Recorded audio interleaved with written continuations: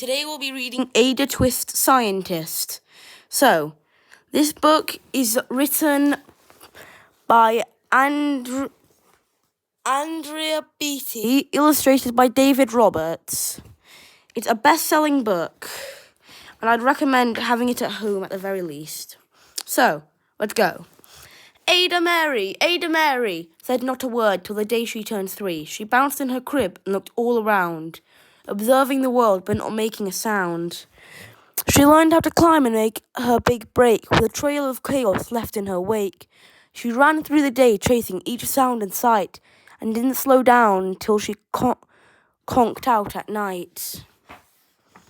Her parents were frazzled, but tried not to freak as Ada grew bigger and still did not speak. Clearly, young Ada had lots in her head, would have something to say when it ought to be said. That's just what happened when Ada turned 3. She tore through the house on a fact-finding spree. She climbed up the clock just as high as she could. Her parents yelled, "Stop!" as all good parents would. Ada's chin quivered, but she did not cry. She took a deep breath, then simply asked, "Why?" Why does it... Hold on. Why does it tickle? Why does it tick and why does it talk? Why don't we call it a granddaughter clock? Why are there pointy things stuck to a rose? Why are there hairs up inside your nose? What? She started with why, and then what, how, and when. By bedtime, she came back to why once again. She drifted to sleep as her dazed parents smiled at the curious thoughts of their curious child, who wanted to know what the world was about. They kissed her and whispered, "You'll figure it out." Her parents kept up with the high-flying kid, whose questions and chaos both grew as she did. Even Miss Greer found her hands were quite full when young Ada's chaos wreaked havoc at school. But this much was clear about Miss Ada Twist. She had all the traits of a great scientist. Ada was busy at the first day of spring, testing the sounds that mockingbirds sing. Then a horrible stench whacked right to her in her nose, a pungent aroma that curled up her toes. "Zowie," said Ada, which got her thinking, "what's the source of that terrible stinking? How does a nose know there's something to smell? And does it still stink if there's no nose to tell?" She rattled off questions and tapped on her chin. She'd start at the start where she ought to begin. A mystery, a riddle, a puzzle, a quest. This was the moment that Ada loved best. Ada did research to learn all she could, the smelling of smells, both the stinky and good. One hypothesis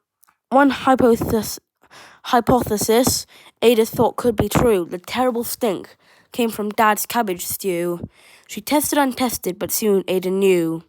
It was time to come up with hypothesis 2. And zowie, the stink struck again, just like that. Hypothesis 2. It's caused by the cat. The cat wouldn't make such a stink on its own. It needed perfume and some fancy cologne. So young Ada tested. The test was a flop. She started again, but her parents yelled, "Stop! Ada Mary, do the thinking chair now. By the time we count to 3,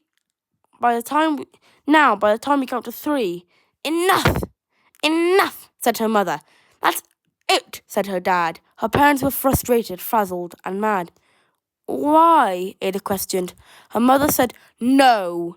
"What?" Ada queried. Her father said, "Go. You've ruined our supper. You've made the cat stink. Enough with your questions. Now sit there and think." She looked at her parents. Her heart turned to goo. Poor Ada Twist did not know what to do. She sat all alone by herself in the hall, and Ada once more could say nothing at all. And so Ada sat, and she sat, and she sat. And now she thought about science and Stew and the cat, and how her experiments made such a big mess. Does it have to be so? Is that part of success? Our mess is a problem, And while she was thinking, what was the source of that terrible stinking? Ada Mary did what scientists do. She asked a small question, and then she asked two. And each of those led her to 3 questions more, and some of those questions resulted in 4. As Ada got thinking, she really dug in. She scribbled her questions and tapped on her chin. She started at why, then what, how, and when. At the end of the hall, she had reached why once again. Her parents calmed down, and they came back to talk, and looked down the hallway. They just had to gawk. No patch of the bare paint could be seen on the wall. The thinking chair was now the great thinking hall. They watched their young daughter, and sighed as they did. What would they do with this curious kid, who wanted to know what the world was about? They smiled and whispered, "We'll figure it out." And as they did, because that's what you do when a kid has a passion in their heart that is true. They remade their world, and now they're all in the act of helping young Ada sort fiction from fact. She asked lots of questions. How could she resist? It's all in the heart of a young scientist. And as for the smell,